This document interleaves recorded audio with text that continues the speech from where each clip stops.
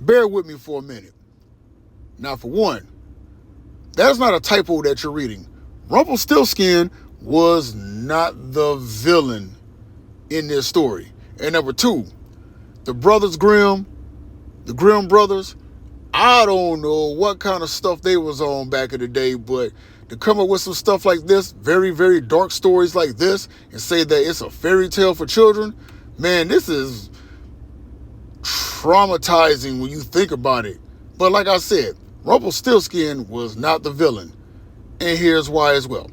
Now, in the story, you have a miller bragging about that his daughter can turn straw into gold.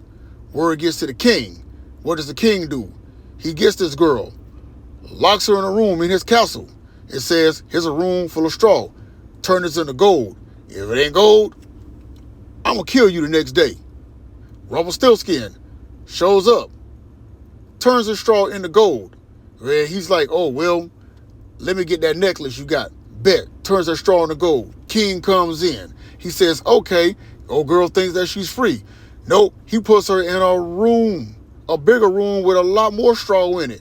Turns it into gold. Or the next day, girl, I'm going to kill you. Rumpelstiltskin shows up, turns that straw into gold. And what does she give this man? Oh, the ring. Well, her ring, rather. King comes in. She thinks she's free. Nah, he puts her in an even bigger room with even more bigger straw to turn into gold. And guess what? You don't turn that straw into gold, girl, I'm going to kill you.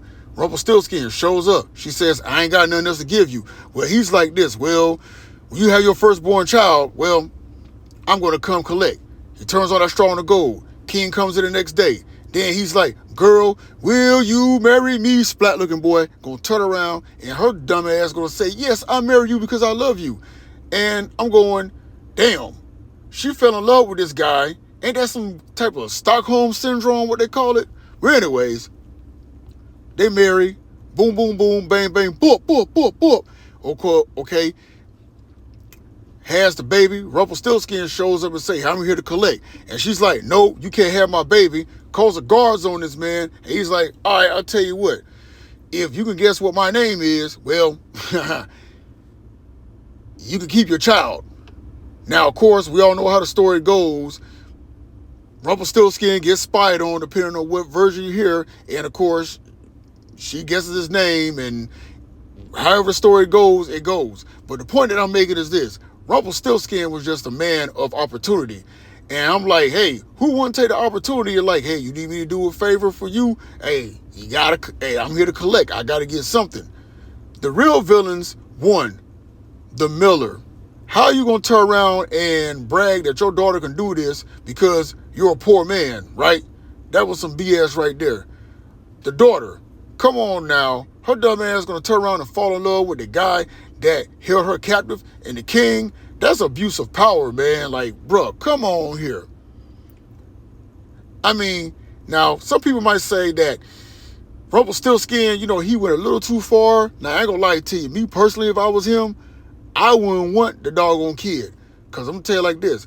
The way how Rumpelstiltskin should have been written, man, he could at least like clapped her cheeks those 3 times and went about his business. Turn around and go ahead and break her in before the king got her pregnant. But that just covered up my sick mind. But in conclusion, again, like I said, Rumpelstiltskin was not the villain. He was a man of opportunity. That's just the way I see it. That's the way it should be. And the Grimm brothers Grimm, whatever, man, this ain't no fairy tale.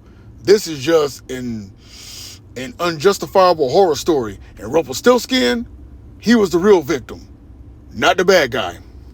Just my thoughts, just my opinion.